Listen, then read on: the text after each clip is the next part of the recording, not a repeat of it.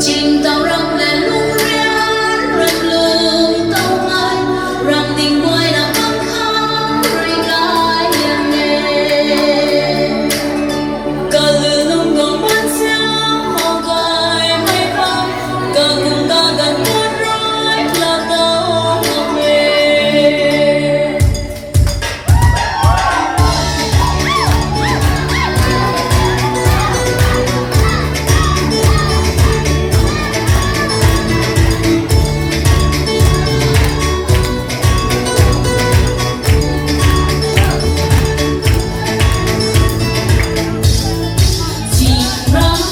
lỡ những video hấp dẫn.